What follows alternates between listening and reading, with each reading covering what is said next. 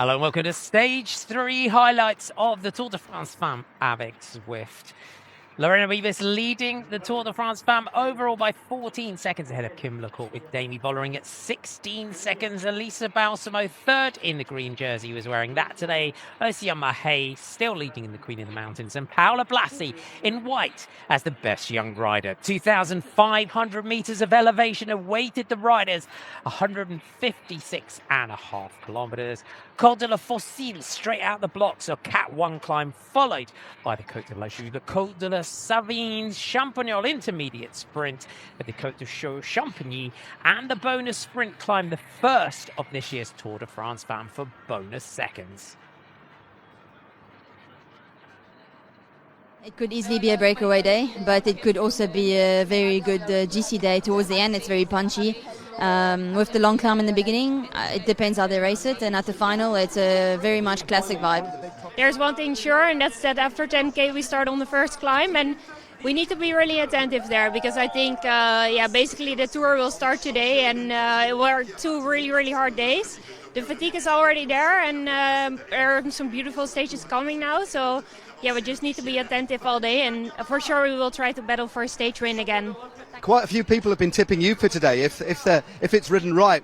What do you think of that? An opportunity for you, potentially? My focus was mostly on the first two stages, so I can always try. With a solo leader with 84.3 kilometers to go, Sigrid Haugset, the Norwegian national road race champion from Uno X Mobility. She had a 26-second advantage over the chasers at this point. Our yellow jersey of Lorena Wiebes already over 8.5 minutes down. So the yellow jersey was heading to another rider at the end of the stage. Another abandon, unfortunately, for Lotto Intermarché. The group of Lorena Wiebes all huddled together also contained Elisa Balsamo. They would just be looking to make it to the finish inside the time cut. It was time for Lotte Kopecky to go in search of Sigrid Haugset.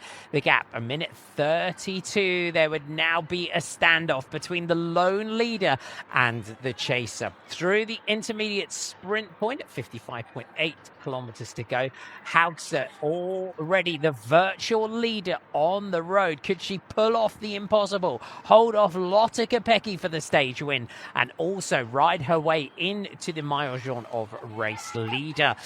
It was a narrow approach to the Côte de Chaux Champigny, but the general classification riders came out to play. Kim LaCourt sitting second on the general classification.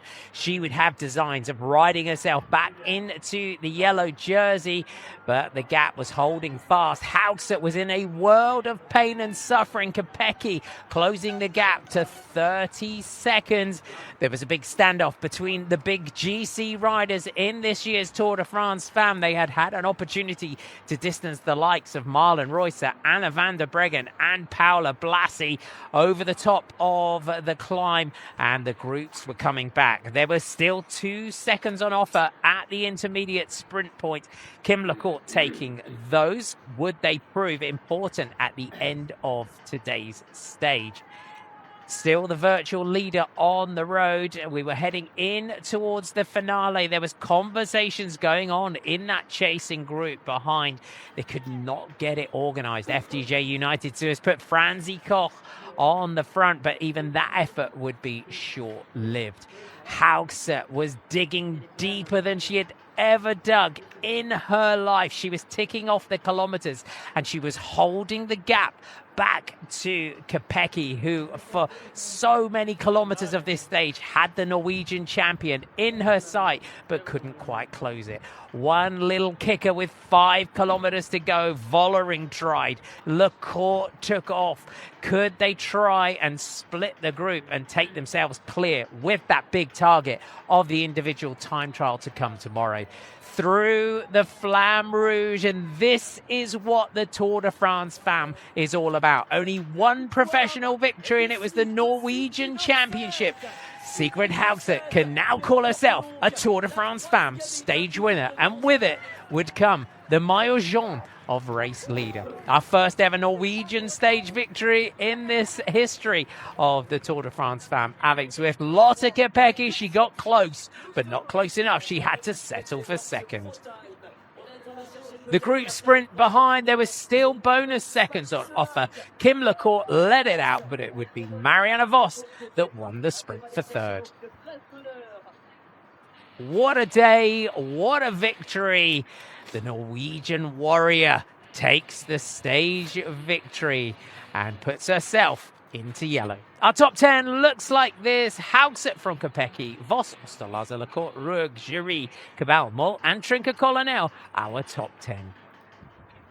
What a moment in the career of Sigrid Haugset. She pulls on the iconic yellow jersey in the Tour de France Femmes avec Zwift and takes the win for Uno X Mobility. She'll now carry a 2:02 advantage into the time trial of Lecourt, following Rueg, Vos, Cabal, Longo Borghini, Nuvia Doma, Petersen, and defending champion Ferrand Prévot is our top 10. When I went, and it was many seconds, and I thought, yeah, she will catch me. And I thought, should I just drop down to her? Like, okay, second is good. But I kept on. The car was amazing, pushing me. I was thinking about all my teammates. Yeah, everyone cheering from home, and it was like I had to give it all. And yeah, I can't believe that she didn't catch me. And in the Norwegian jersey, it's fantastic. Yeah, when she had 1 minute and the bunch was really slowing down, I was like, yeah, if I stay in the bunch, then she will get a free ride. And I was like, my legs were too good to let that happen. So I went in the chase alone, and it was a long time, 1 minute 20. I was like, yeah, this is like just patat. And then I came closer and closer, and on the uphill parts I tried to really push. And then I saw her in front of me. 12 seconds or 10 seconds? Yeah, the thing is, I was not empty. My legs were starting to cramp, and I couldn't push anymore. If I pushed harder, my legs went straight. And then, I had to let her go. I just couldn't, couldn't push anymore. We knew that we needed to get the gap less than a minute to grab yellow. But yeah, unfortunately, my teammates did such a good job in the rest of the race that they were not able to be there at the final where I needed them. But yeah, it is what it is. I was expecting the other teams to do something, because there were also, there's also a chance for them. You know, I could easily puncture. Anything can happen.